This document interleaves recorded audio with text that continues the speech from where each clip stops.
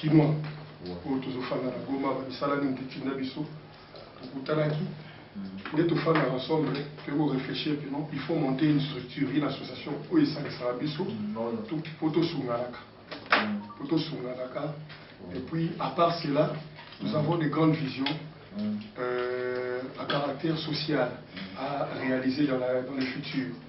Alors, pour ceux Français qui veulent aller leur ménage sans monture, opportunité, présence dans la ville à Goma, pour le mettre saisir opportunité en tant que d'abord une grande star en Afrique et dans le monde, en tant que grand frère et en tant qu'ambassadeur de la paix. Il fallait tout présenter d'abord la bienvenue de moi dans la Bélé Nabiso, parce que ça surprise il y a l'hyposo il y a l'année 2020 honorable Sepele Saba na Goma. Dès à Mawana, tu es présenter aux structures Nabiso. Et puis, à partir de cela, la ville de Goma, ils ont des jeunes, des samana, des œuvres, alors, dans le domaine où on a comme une expérience Makassi, on souhaitait vraiment au début sur le conseil en tant qu'aîné, et puis un jour au soutenir Bissot dans le partenariat. En province, aussi quand je suis dans la capitale, ça allait bien vraiment, vous allez bien, tu vois. Ils sont de bandits vite, bandits avec ma conseil. Le but comme bien qu'il m'ont un problème des arachis, il y a ma casse et je me suis montant. Mais tout le monde même pour s'en sortir. Donc, on est tingué, donc, au titre de l'espace, à un moment, on attend que je suis tout ça qui peut bloquer. Moi, je vais m'aller parce que l'eau, culture, et beaucoup fâté, culture, ils ont des zigouilles sur l'artiste, ma père, il y a des écrivains, tu vois. Ils ont des tout ramenés, on a bien en boca, on construit, on a bien, tu vois. Au monde, on a la tréminande, entre on a vie à la fort, elle est trop solidaire. On a causé dans la capitale, à Bénibande, on a travaillé. Ceux qui ont eu bénéfice capital, il faut le cousin monsieur pour payer. Pour ceux qui n'ont pas bébé, on va vraiment les moyens. Nous sommes quelqu'un dans les. On a dit, j'espère que vous comment les va bien. Au mon avis, sur le milieu, on va poser un peu, c'est pas bien. Il faut que ça va venir pour occasion, il faut bien pour un jour, au côté peu faille. Voilà, en fait, c'est cause. L'invité, et là, pour tous les gens, on va approcher. Sur le projet, ça va n'aimer belé. Il y a aussi ça, c'est-à-dire il y a pour investir. Au Europe, ça dit non. Bon, opportunité, tu vois, c'est trop. Mais la relation, c'est pas bien. C'est pas dire la vérité. Monsieur Bazan a un bon moment, ça va nous le monde. Bazan a la société, Bazan a un projet belé, mais après, il y a tout le monde. Tu vois, les locaux piston, on a mingo de piston, et ça va. C'est-à-dire, quand tu écoutes un bien, grand homme d'affaires.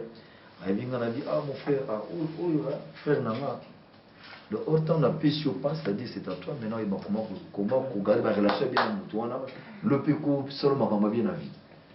Tu vois, ils ont mis pendant tout l'occasion, même à tout coup, on peut mingi. Ils sont prêts pour une activité telle. Mais si on les a bon, à tout moment, tu as une activité que tu as menée. Appui d'abord médiatique, c'est quelque chose de très très capital. De deux, pourquoi il s'en est dans le sens que les bisous de ça la descente n'a bien bisous moko dans le sens n'a bisous de nous mener actionner au salle wana l'ingue honorable organiser que l'on connaît hier j'étais là. Alors ce que nous mener action na bisous dans le sens wana moi les tuyaux sogo lobby les gens vont tirer à toi. Attention, on a des bateaux, il faut pas tirer dans la carte association, c'est ce qui va amener les apports. Et ça va appuyer aux alanakati. Moi, la communication, ceux qui ont les qui locaux, les gens vont suivre, vont prêter leur oreille pour voir c'est quoi au juste. Et quand ils vont chercher à savoir, nous on peut déjà développer l'idée, tout ce qu'on peut préparer, les dépliants, le reste des choses, ou bien un projet tout ça pour nous que ça va tout le monde. Mais il faut pas y aller, vous êtes qui? On peut applaudir quand même.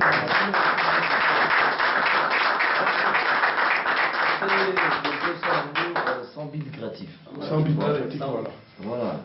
Et ça, vous aussi, ça. Donc, je suis obligé de contrer dans ce là et de en tout cas, côté pour passer message, on a vraiment après. C'est-à-dire, l'objectif c'est quoi? L'idée, le nom, enfin. Oui.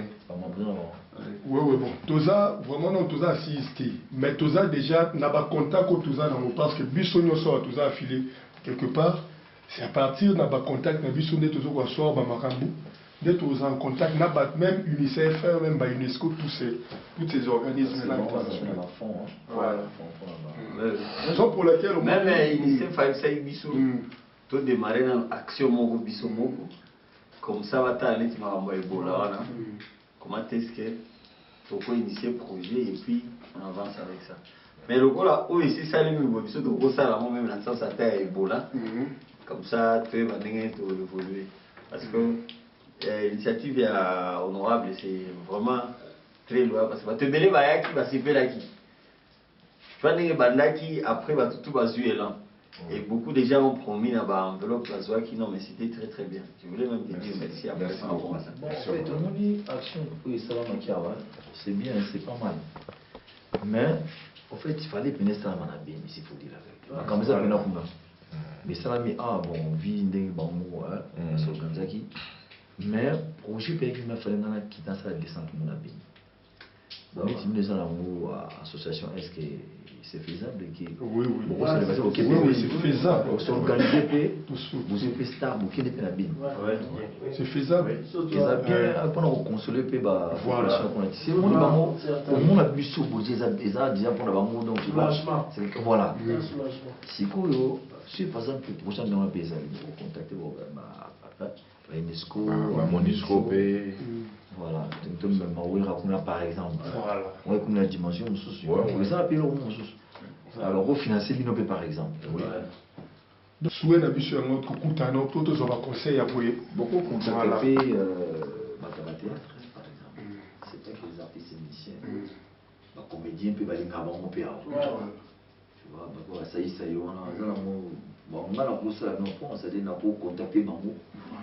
Puis on fait un pays, c'est vraiment tout beau là. Voilà, ça y est,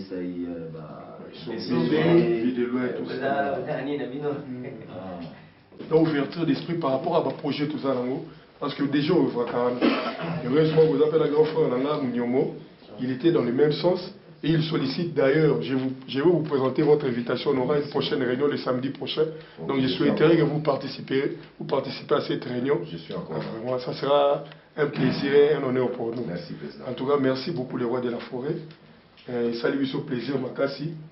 Au nom de l'association, nous tenons vraiment à te remercier. Et puis, le contact de Zouboué, déjà d'emblée, tous a déjà en chantier pour nous élaborer le projet Nyoso. Et puis, à tout moment, pour exposer les. Et puis, dans chaque association, il faut vous appeler un donateur. C'est très important. Le donateur, il faut bien un boulot comme ça. On met la banque officielle, on a un boulot. Maître Marie, c'est. Il faut qu'on ait un donateur dans ce moment-là.